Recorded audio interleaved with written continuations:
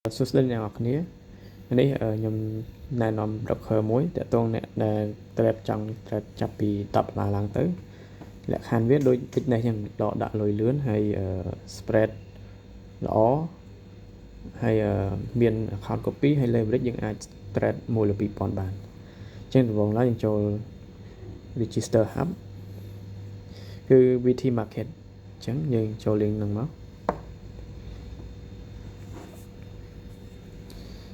អញ្ចឹងខាងលើនេះគឺcountry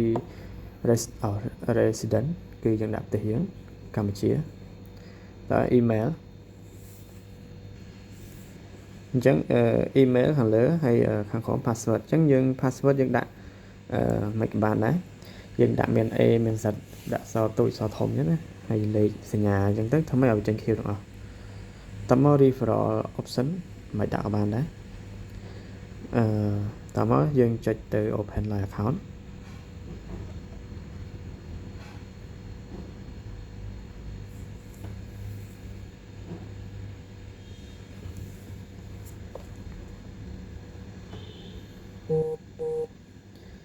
តើមកជាបន្តទៀតគឺយើងពេញឈ្មោះពេញអីយើងអាចដាក់ញ៉ាំបានមក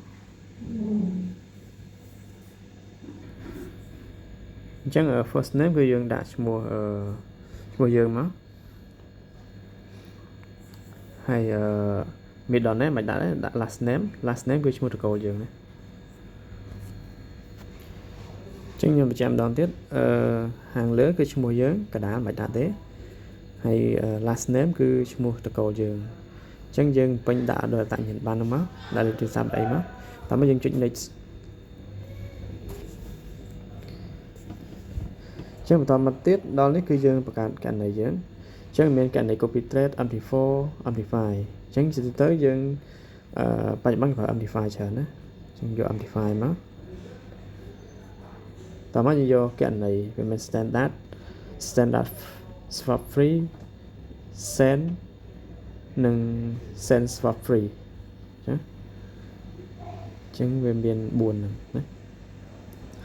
អញ្ចឹងយើងយកមកយក standard ឥឡូវខ្ញុំចង់ trade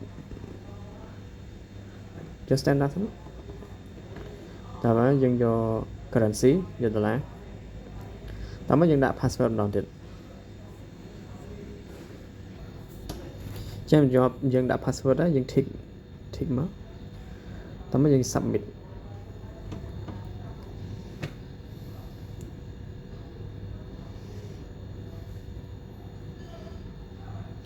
ចឹងតទៀតវាពង process ចឹងវាបាន confirm មក email យើងហើយចឹងនេះគឺ account login យើងសម្រាប់ login ចូល Optify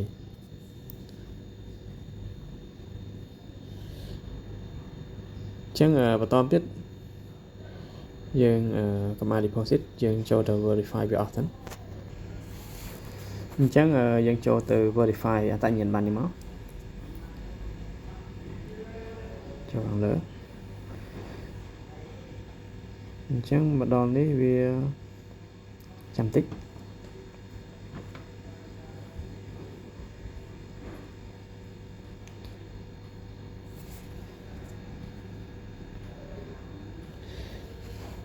ចឹងមកដល់នេះវាមានយើងមាន step 2 step អញ្ចឹងយើងចាប់ដើមមក start verify មកអញ្ចឹងយើងកន្លែងនេះគឺខាងលើគឺយើងមិននៅអាមេរិកទេខាងក្រោមគឺយើងនៅអាមេរិកអញ្ចឹងយើងយកខាងលើមកតើមកយើងចុច continue តាមទៀតគឺយើង check មើលថាវាត្រូវអត់នៅឈ្មោះតាញ៉ាំបានអីវាចុចឲ្យហើយអញ្ចឹងយើងចុច continue ទៅទៀត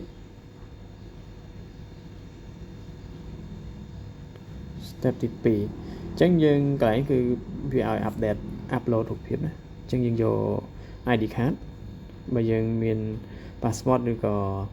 driver license នេះគឺយើងដាក់តាមនោះទៅប៉ុន្តែទូទៅយើងប្រើ ID card មានលឿន passport ចាំតាញ៉ាំបាន យើងចុច continue អញ្ចឹងចំពោះកន្លែងហ្នឹងគឺយើងត្រូវថតធ្វើម៉េចកុំឲ្យវាចាំងពេកហើយធ្វើម៉េចឲ្យច្បាស់អញ្ចឹងអានេះគឺនៅខាងមុខអញ្ចឹងខ្ញុំចូល upload ទីសិនអញ្ចឹងខាងលើគឺខាងមុខហើយខាងក្រោមគឺខាងក្រោយអញ្ចឹងយើងហើយយើងក៏ចុច continue អញ្ចឹងវាចាំវាបន្តិចវានឹងcheck ដើម្បី verify អញ្ចឹងយើងឃើញថាយើងបាន verify ហើយអញ្ចឹងសម្រាប់ account ហ្នឹងគឺវា almost done ណាអញ្ចឹងបើយើងចង់ change leverage មុនយើង set យើង change leverage សិនអញ្ចឹងយើងចូលទៅ change leverage សិន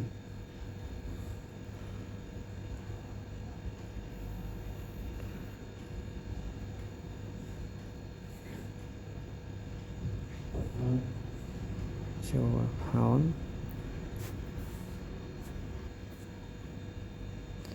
ចឹងយើងចូលកន្លែងនេះចូល account មកនេះចូល account ហ្នឹងហើយយើងចូល setting មក change leverage ចឹងយើងដាក់ select មកយក1លើ2000មក confirm change leverage អញ្ចឹងគឺអាច trade បាន account ហ្នឹងវីដេអូក្រោយខ្ញុំនឹងផុសពីរបៀបដាក់លុយអរគុណច្រើន